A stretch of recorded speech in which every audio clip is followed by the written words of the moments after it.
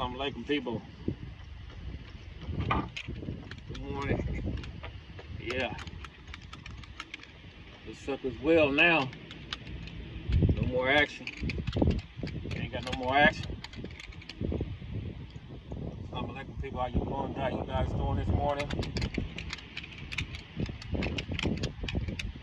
I have a new channel. It's called Big Eddie Boy 1.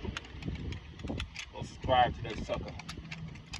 Anyway, I want to get on here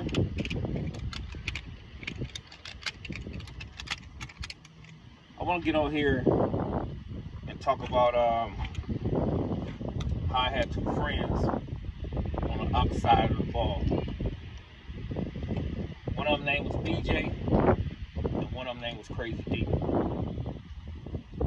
And you have to understand, me and BJ, we was partners, always friends, because we was out there getting money together, right?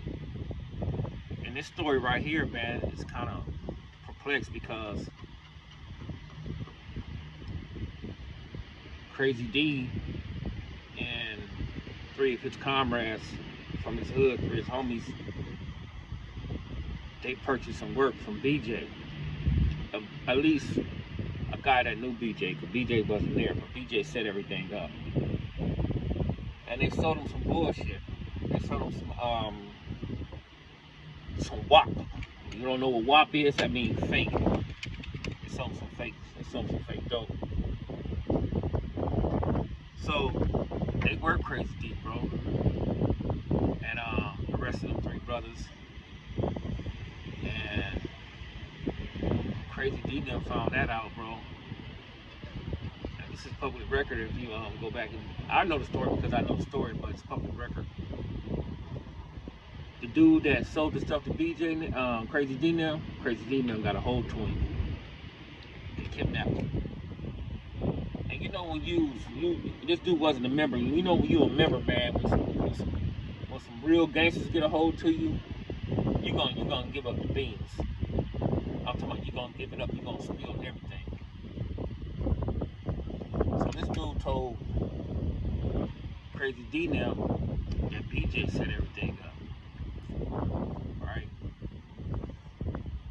So Crazy D now, you know back then, like I said, bro, when you back there, you with the business, you getting your emotions real fast, and their emotions was high, man. So they came over there looking for BJ.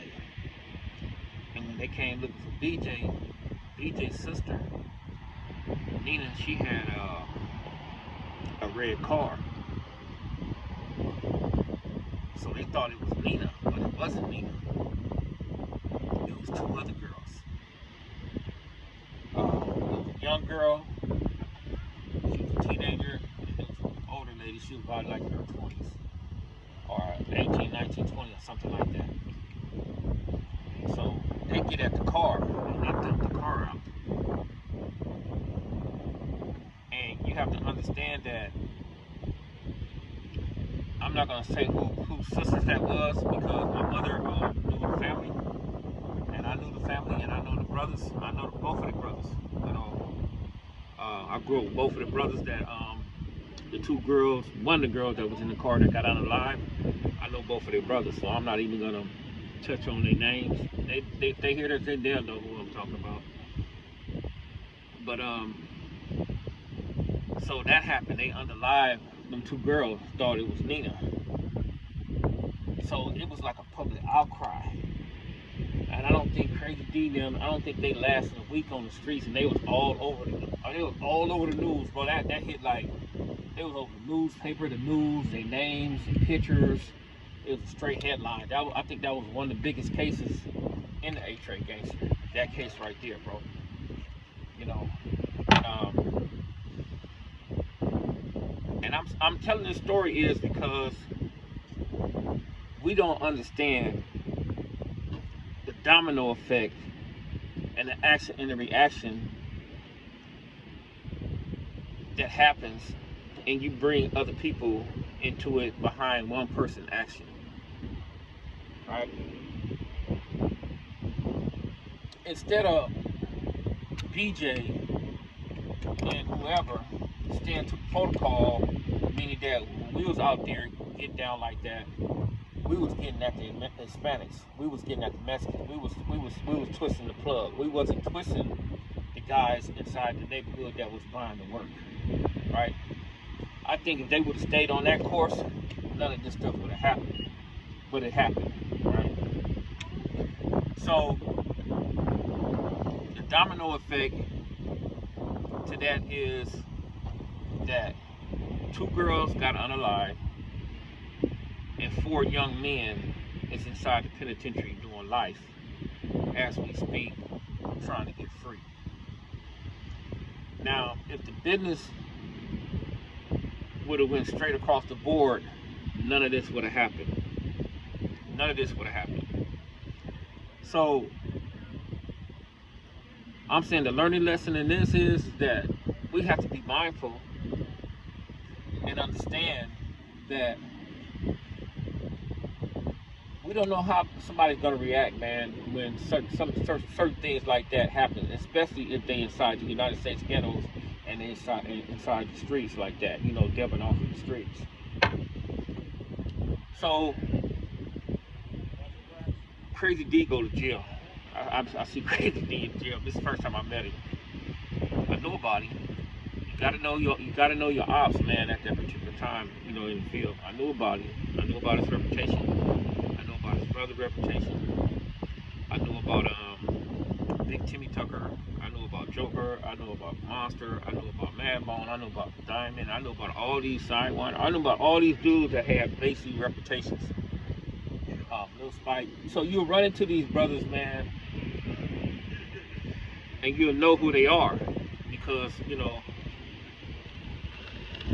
when they say their names or when they introduce themselves, you're like, man, oh, okay, that's you. All right, I know who you are. Crazy D coming and Crazy D, Lil Timmy, Duck, Pookie, they come inside the module. They all in the shower. I'm coming from a visit and I walk through.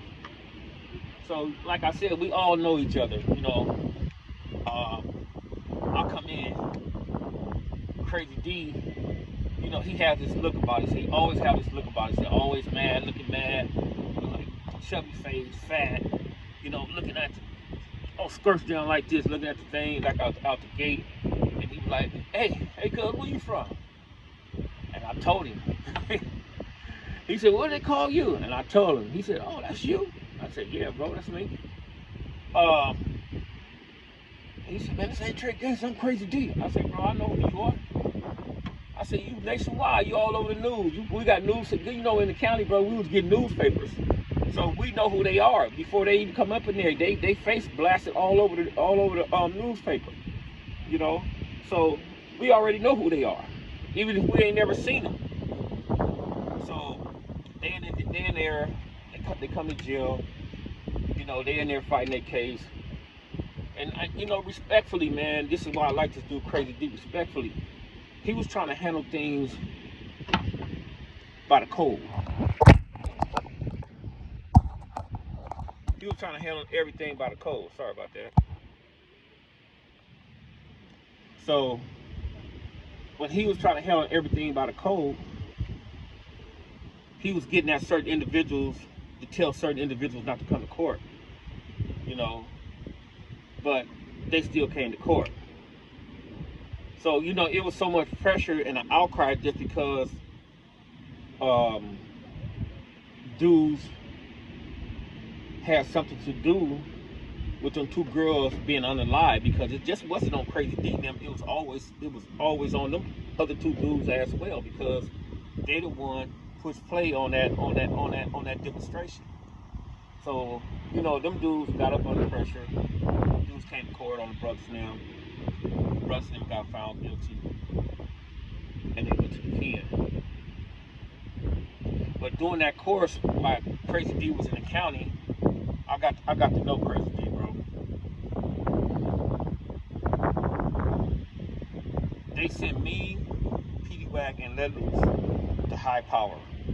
I don't know what for whatever reason. I don't know why they did that shit.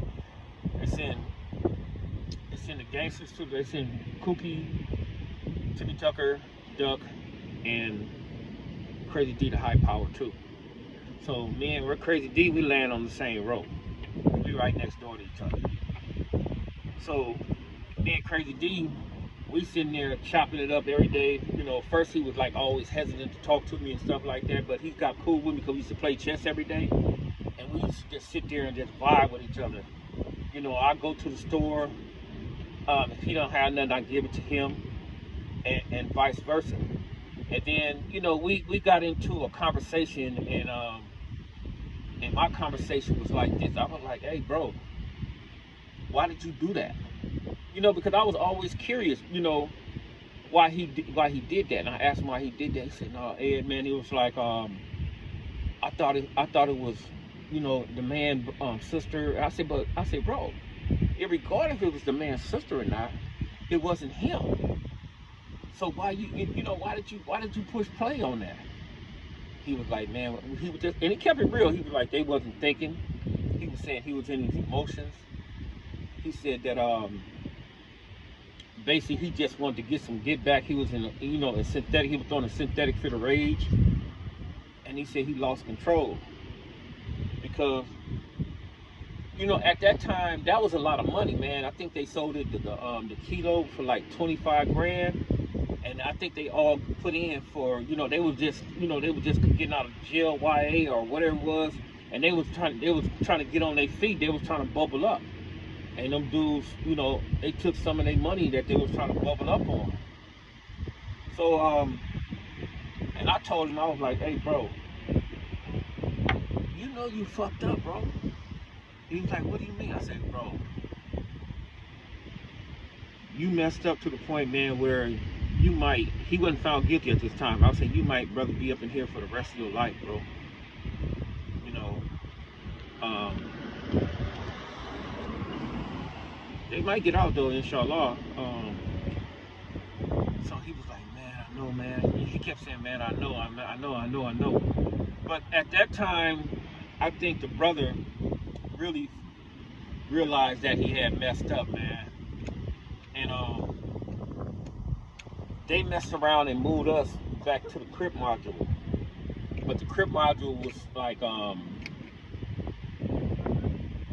it was still in 4800, and they was still up in there, but they wouldn't move us in 4800, so they moved us to 4600. It was me. I know on my roll, they moved all of us up in there. On my roll, it was Huron from 7-4, and then it was Ping from Harlem. He had a murder, but he beat his case, and he went home. And then it was me, and then it was Crazy D, and there was somebody else, I can't remember who that was on that road. So us on that Ava road, because it's only but like 6 cells. So us on that road, we became real tight. And me and Crazy D became real tight in particular, because we used to chop it up, man, and we used to go through the history. And I used to ask him certain things. He used to run certain things down to me, and he used to ask me certain things. I used to run certain things about down to him. He used to ask me about certain individuals, and I used to ask him about certain individuals. So we just start, you know, sharing history with each other. So I went home, right? I beat my case. I went home. Crazy D got found guilty and went to the pen. So when Crazy D went to the pen, I'm out there doing my thing, but he also sent a word back to me. He was like, man, what's up with Ed? What's up with Ed? So I'm out there doing my thing. So he called me one day, out the blue. He called me one day. I don't know how he got my number, but he got it. He called me, and I was talking to him, sent him some money. You know, you gotta keep in mind, man, we enemies on the streets. But in the county, we became partners up in here. But I caught that case. Me and Big U caught our case, and I went to the pen. And then when I got to the pen, he was like, damn, bro, what are you doing? And I ran into him. He was like, what are you doing up in here? I said, oh, man, I didn't even want to talk about it. I was like, man, and to be honest with you, I didn't really have to do it because I was already up. I already had bread. I was in a good place. I didn't have to really do too much of nothing. Got greedy. And I told him, I said, bro, I got greedy, bro. And I was like, man, that was my last go around. That was my last lick, because I had got a job for the city, and I was supposed to start working that Monday. And I messing around and went to jail that Friday. So I run back into Crazy D. We up in there, we vibing. You know, we just it's like when we left off, we vibing, we kicking it.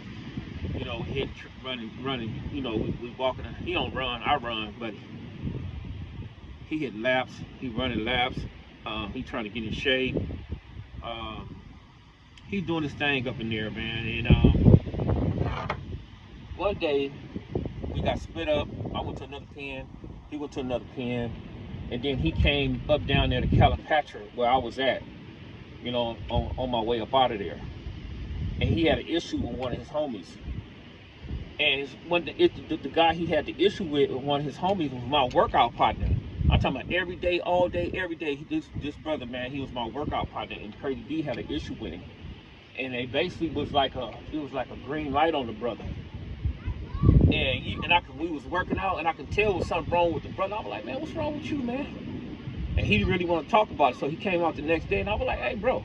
And he had that same energy, and I was like, what's wrong with you? And he told me what was wrong. I said, who? And he was telling me Crazy D was tripping on him. So I was like, for what? And he told me, I was like, oh, man, that's bullshit. So Crazy D came in the kitchen. I was working in the kitchen. Crazy D came in the kitchen in the back there on A yard, and I was on B yard. So I was on the back dock, and he was on. And I started talking to him. I was like, "Hey, bro, what's up with the brother, man?" He said, "Oh, hey, man." I said, "Hey, bro, this is what I told him, man." I said, "Hey, bro, if that brother didn't do nothing wrong, you got to understand. I'm Muslim at the time too. I'm like, hey, bro, you don't. If that brother ain't did nothing wrong, Aki, you can't do that, man." You know, and I sat there and I talked to him for like 30, 40 minutes, and then he understood, and then he went back up inside, and then he threw a kite over the fence, and he threw it to me, and I gave it to the little youngsters who was on the yard, and they raised up off the brother. And then the next time I seen him, I told him, I seen him face to face, I was like, hey, bro, when you up in these stoops like this, bro, we can't ride on emotions, man, just because we don't like somebody, you know what I'm saying? Because it's like, you can do the injustice to a person, and you can also do an injustice to yourself, because it'll come back to you, man, once them people find out that you did this person an injustice. But I'm saying this, bro, to you people, to understand that every action is a reaction, right? That case with Crazy D should have never happened, because these dudes on this side, they broke protocol. They didn't stick to the script. When they came up on some work or something like that, they were supposed to sell the work inside the community, and they were supposed to keep it straight with the brothers inside the community, irregardless of what set they was from. You know, so that right there, that action messed up 1, 2, 3, 4, 5, 7 people's lives, bro. And there's no telling how the mother and the family is, because I didn't witness this lady. Her son died, get killed, and she never got back to her normal day of life, bro. She went straight crazy. She went straight national. So, man, we have to be careful and mindful on how we proceed out here, because it's an action and it's always a reaction, and you don't never know who that's gonna affect. So that's Crazy D. He's my partner to this very day. He can call me. He can get whatever he wants from me. You know, DJ, may Allah be pleased with that brother. That brother, he got killed before I came home, and he was my partner. And it was ironic, because me and Crazy D, we still talk about that. Like, you're like, damn, yeah, that was your boy. I was like, yeah, bro, you my boy too. So it's crazy on how stuff comes together from the outside to the center. And I truly believe that Allah doesn't put people on your path for not a reason. And I believe them brothers was on my path for a particular reason. Anybody that came to my circle, they on my path for a particular reason. Even if it's a learning lesson or it's a helping individual, inshallah. But I hope that brother Crazy D get home. He come home. I'm sure he learned this lesson already, like all of us have. And I hope that brother come out and be prospered. But understand just because I was from the other side, that don't mean that I don't have friends on that side over there, bro. Even though I'm Muslim. Assalamu alaikum.